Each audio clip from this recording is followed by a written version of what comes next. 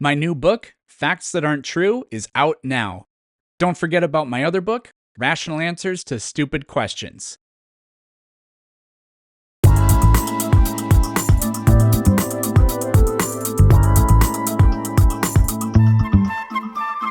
Then give me the evidence for Allah.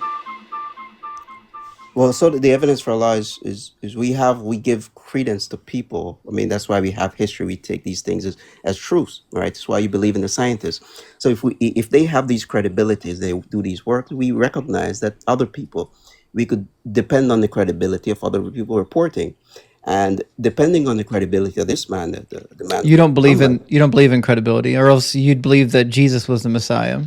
I do believe in credibility. You would also believe that he died on the cross for your sins. We do believe in that Jesus is the Messiah. You don't believe he died on a cross. No, we don't.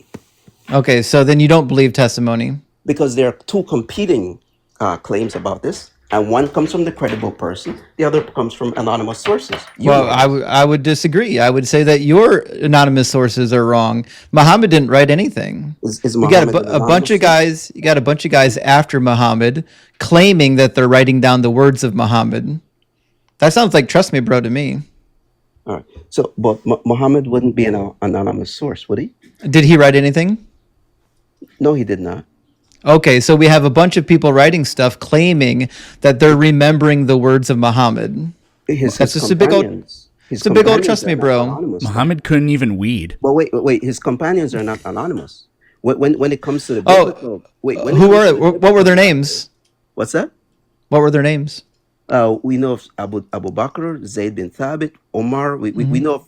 I mean, I could go down the catalog. I mean, I don't memorize. Okay. And what's the evidence that they wrote those? That they wrote it? They have a lot of testimony. This is found. This is in a lot of hadith. Trust me, bro. Okay. Sounds like a trust me, bro, because the early church claims that John really wrote John, claims that Matthew really wrote Matthew, claims that Luke was a physician that traveled with Paul. No.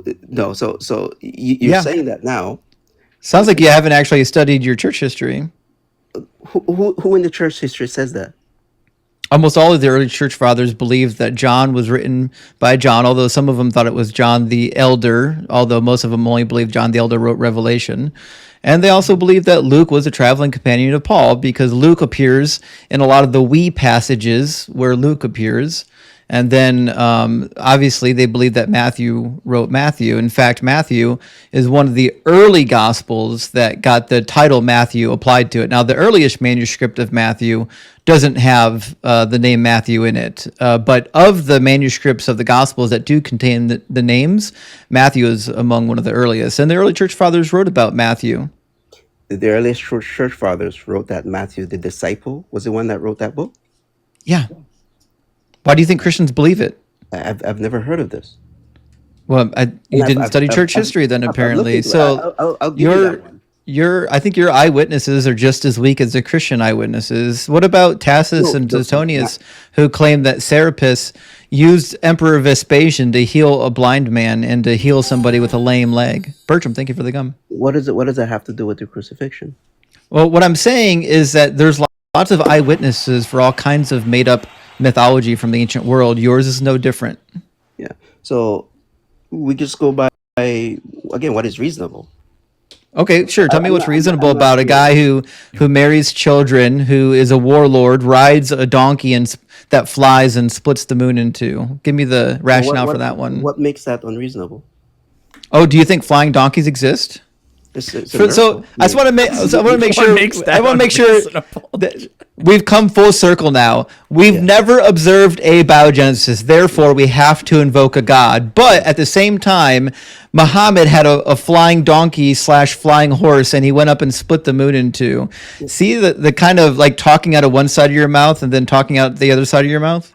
No, not at all. Because when we came down to the origin of abiogenesis, you invoked a space unicorn, right? Because I was demonstrating to you that your leap to a god is an unnecessary leap. There's 100 things in between our explanation and your explanation. You're only choosing your explanation because that's the one you like. Yeah, but why would you go to a space unicorn? Something that you have no naturalistic Be- evidence for. because it was funny.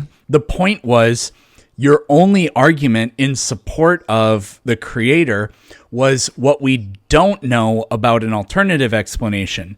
So we just invoked the whatever random thing Justin thought of on top of his head, and we said it's substantiated by the lack of an alternative explanation. Therefore, it's true.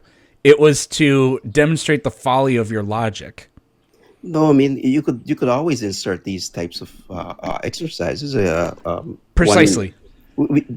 But that does not mean that anybody proposing them actually believes in them. So when you talked about this space, That has nothing to do with whether or not it's true. it has a lot to do with when it comes to truth claims. I mean, this is why they bring people Nay, in court, right? as the unicorn would say. No, this is why they bring. No, this Praise is why they the bring, praise the holy unicorn of life. No, We this is snot. why they bring people to testify in court, because you could make convictions or decisions based on what you think is reasonable. And I want to hear what another person believes is reasonable or what he believes to be true. So when you invoke the Right. So I just want to make sure we've done all this so far for you to do nothing but presuppose that your God is necessary rather than give the actual evidence for your God being necessary or existing in the real world. Yep. I So, said- like, have you ever argued with a Christian presuppositionalist? no, what does that mean? What is a Well, the whole argument of presuppositionalism is that if they can prove your worldview false, then their worldview is true by default. That's essentially what you're doing. You're just saying, listen, if I can prove this worldview false, then yours is true by default. But it's not. No. I'm not saying that because yours is false might make mine's correct. No, I'm That saying is your yours- argument. No, not at all. I'm saying that yours is not tenable. It is. From- And it not only is Your it tenable, worldview it's is What was naturalistic, Not untenable about? yeah. correct? Not Your only worldview is naturalistic, correct? not only is it tenable, but you failed to give an explanation why yours is a better alternative. Well, could you engage with me for a All second? all Your you're doing worldview- is more God of the gaps word salad. Yeah, We haven't heard a single argument for your God yet, and we've been talking for 35 minutes, and you've not mentioned one piece of evidence in support of your God existing. Not one. I go based on what is reasonable. So You haven't. What?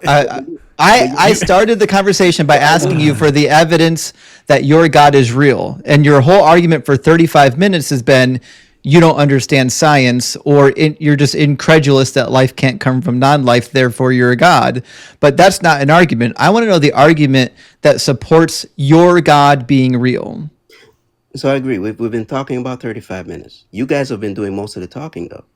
I'm asking you: is your Just because worldview you naturalistic? because you keep but pivoting please- rather than answering the question. We'll give you another try. I know it's hard because like you guys are your used to worldview hanging out with naturalistic? children, but now you're with a room full of adults. So just answer the question: do you have support for your God being real, or is your only claim in this whole thing is I don't see how abiogenesis can be true, therefore my God is real? Is that your only argument?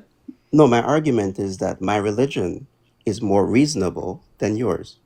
It's We don't not. have a religion. We don't have a My religion, is more so reasonable than your worldview. so then the question is, what is the evidence that your religion is true?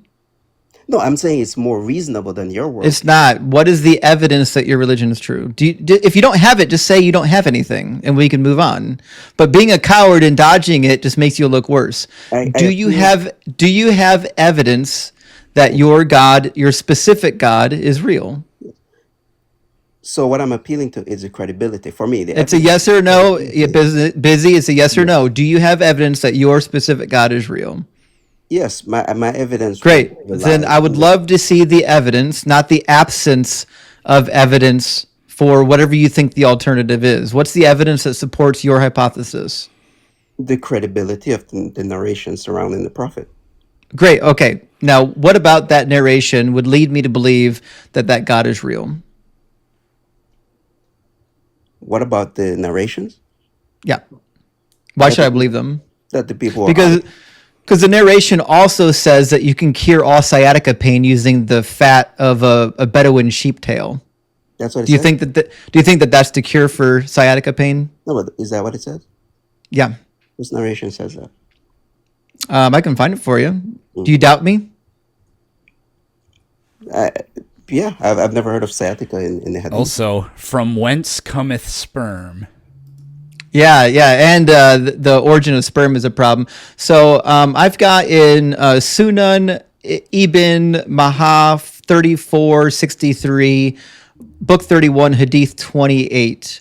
And it reads, I heard the messenger of Allah saying, the cure for sciatica is the fat from the tail of the Bedouin sheep or the wild sheep, which is to be melted and divided into 3 parts, 1 part to be taken each day on an empty stomach.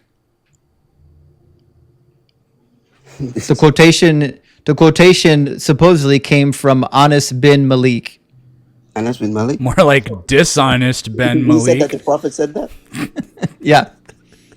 Could you give me that again real quick? Sorry, let me.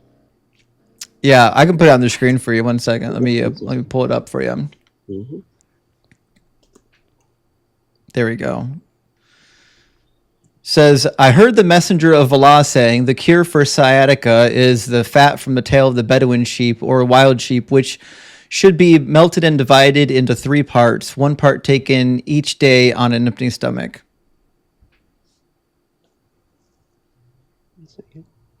So Ibn Majah.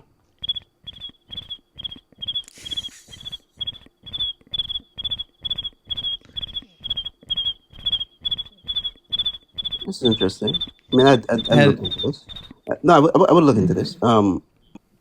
But I mean, this is not. I wouldn't say that this is a cure or not. I mean, I work in medicine, and I don't know if all cures. Well, as it turns out, there's a medical doctor that came up to talk to us real quick. Ems, do you think that the fat of the Bedouin sheep tail can cure sciatica pain? No. Additionally to that, Yeah. dates do not cure poisons. Yeah. No, I would look into that. But I mean, if we're going to do this again, I'm saying that whatever my worldview is more reasonable than yours. So if you're Because of the credibility of the testimony or the witnesses, hearsay is the threshold by which you will validate the existence of the supernatural. That's insane. There's most of what we there's a crackhead that lives in the riverbank down the house from me, and he's got all kinds of ideas about other dimensions, probably, and he says it. So, but the idea that vaults an idea to likely to be true is just so ridiculous. Yeah, well, that's something also, I just want to make sure we're clear on this too, Busy. You're suggesting you started the conversation. You wasted 35 minutes by trying to make this an argument of the atheist worldview versus the theist worldview, because you didn't want to defend your actual worldview. You wanted to leave all the nonsense part of your worldview out of it because you knew it was going to cook you. Now, after 35 minutes of pressing, 40 minutes of pressing, we're finally addressing your actual worldview. And your actual worldview is not the most likely thing. That the idea that a guy rode a winged donkey and split the moon in 2, and that you can cure sciatica pain by eating sheep fat, or that sperm comes from between the ribs and the backbone, that's not a likely worldview because it's full of things that are false. What's up, Em? Can you bring up Bukhari 3199? Yeah.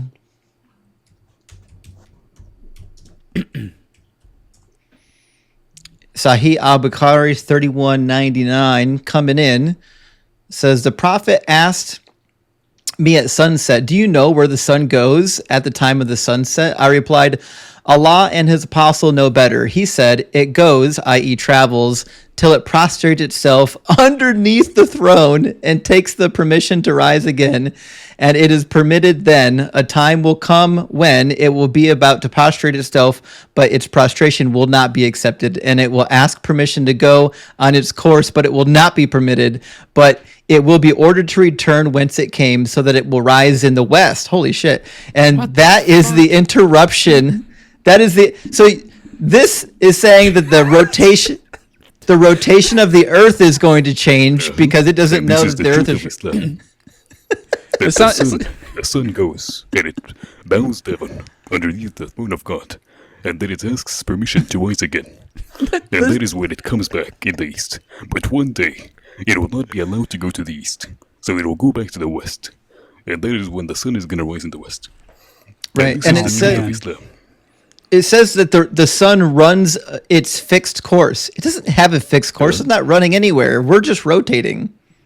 We're the going idea around the that sun. The sun is The in an idea orbit. that the sun is sitting there like, No, oh, but the sun is in please, an can I orbit, rise again? Woo, can I do that? by the And way- then something's there to tell it yes or And no. by the way, Peterson, when you go to the scholars, they tell you that this is a real movement. They say specifically, this is a real movement, not a what is it called? Not a, like a allegorical one. It's a literal movement and a literal prayer that it does to God to ask permission to rise again. That's like, that's flirting with polytheism right there. It really is. All right. So, what's the next piece of evidence that would make Islam the most likely case? Yeah, again, as a totality, I believe that it's far more credible. As a totality, I believe it's far more credible than whatever you. I agree with you. We just demonstrated that it is. Yeah, but we didn't. Again, it's more reasonable. More reasonable means I agree with you. We just more. demonstrated so. One second. One second. More reasonable is a comparison. You believe that this reality organized itself. There's no evidence for that. So No, again, he keeps running away. He keeps running away. No. I'm not going to let you do it. Yeah, I'm not going to let you do it because you keep comparing your religion to a very narrow and very specific idea of what you think is the only alternative, and it's not. It could be that there's a life-granting unicorn. It could be that there's a deistic God that just kicked everything into motion. It could be that there's a naturalistic explanation for it. All of those things are as equally as valid as the nonsense you're putting forth. I'm not asking you to say whether or not you understand science. I'm asking you to give us the proof that would lead us to believe that your God is responsible for it, as opposed to any other God or any other hypothesis. But when you said that they're equally as credible as mine, why do you pick one if they're all equal? Why do you think Thank you. Exactly. Yeah, they're Yeah, all why do you as think one is they're ridiculous? all of our made up concepts of God are equally as plausible as yours. Actually, I would say they're less plausible than yours. Like the deistic God has a lot less implications involved. With your God, you think that your God created everything intentionally and like has a plan and a purpose, which just makes him sick because he kills people randomly via natural disasters. He's going to torture people in hell. All this nonsensical stuff that doesn't really have a good explanation for it. Isn't really necessary to just explain how a higher being could have invented life. Shit, it could be that Vor is right. It could be that we're literally just in a simulation. That's equally as plausible as your God. Although I'd say in the simulation hypothesis, whoever created the simulation probably isn't a kitty diddler. Yeah. And I would say that Doug is more likely than Allah. Hell yeah, Doug is, yeah. Yeah. All right. But if you're going to take that position, right, you're making all of these criticisms from the basis that you have a point, that you have some type of basis for living those arguments. We don't. We live in this reality, and you can't argue morals unless you say that somebody created this stuff. Here comes Because another pivot. I don't believe it. I don't believe that morals exist. Do you believe that morals exist? Look, look, bro. The only reason I came up here was because I hear you and the other guy. You're able to listen at length to other people. For some reason, when I present these challenging arguments, You want to know? don't listen. They're not So, challenging arguments. fine. They're endless. They're endless pivots. How is it? That's the difference because you can't stay on task. You can't answer questions, and every answered time them. we actually get on an actual point of dialogue, you want to pivot to something new, which means we can't make up any ground. We can't get anywhere. The No, I frequency of said- interruptions positively correlates with the frequency of errors. So that kind of tells you everything you need to know. Yeah, that is true. Yeah. Yeah. Do you think that women should be trusted as much as men when signing a contract when you need witnesses? Well, in our books, it's 2 female witnesses. Yeah. So are women not as good as men? They are as good as men, Why do you need two of them for one man? but necessary for this particular transaction, you need 2 women. Why? That's just how the rules are. Why does the No, text it give is you a explained by reason? the Prophet. It is Yeah. assumed by the The prophet and the text, scholars. And you know it, reason in the because I text, showed it to you a moment before. the Yeah, reason in well, the text is that her, Does her your memory. does your religion teach that it's The bad to reason, lie? the reason in her text is that it's her memory. Oh, so do women have worse memories than men? It would seem like that when it comes to these types of specifics. Ems, medical doctor, what say you? There's literally no difference at all. Right. Difference. Just to I be mean- specific, there is no significant difference or statistical difference. Do you think Women, that women on sperm comes average do from? better in school than men, so they might actually have better memories, but Yeah, That is true. it might They actually- be Most of- due to most of something people else. pursuing medicine now are females. So They actually crush men in memory competitions. I don't know if you guys are aware of this, but anyways, the long and short of it is, it's a nonsensical rule that's misogynistic. Another reason why this guy isn't plausible. Do you think that sperm comes from between the rib cage and the spine? In a way, that argument could be made. Give me the argument. I'd love to hear it. I've heard of this one that Because I that mean, the queen could be from a top view, not necessarily a Could- side view or frontal view. a top view. Does it say from a in that top view? sense, it doesn't. No, by it the doesn't- way. it doesn't say And from from the that front. sense, just a moment. From that sense, the entire body is between the backbone and ribs. Why did he have to specify that what the sperm is coming from is between the backbone and ribs if the entire body is? Yeah, I'm not sure. I'm not sure. There's why. no wisdom there if that's the case. Oh, that's like And by saying the it way- comes from the body. Oh, I And could by have the way, guessed. scholars Yeah. say that specifically it is below the collarbone and between the breasts. So Yeah, so like the idea that this God is more plausible, that doesn't know biology or science or physics, more plausible than the life-granting unicorn, I say poo-poo on that. actually, Justin, can you bring up Muslim 315A? Yeah, sure, yeah. So Hey, while you do that, Busy, I've got a song for you. Ready? Here comes the sun. Here comes the sun. Granted, though, Did not. You It's did not. alright. Well, There we go. That's for the Quran right there. That's a work of art. So again, my argument still is that whatever my religion is still more reasonable than whatever you believe. Oh, certainly not. So, Like, Ems, You keep I saying believe you. no. Ems, you- As It's a long one, I worldview know. is, you don't seem to. Ems, wanna you wanted to do Sahih Muslim 3158. Did I hear right? no, it is 315A, like the letter. Oh, A. 5A. I apologize. Okay. Sahih It Muslim is- it is a long one, 315A. But it is proving his point that this is more Oh. logical than any other explanation. Just scroll down to the bottom.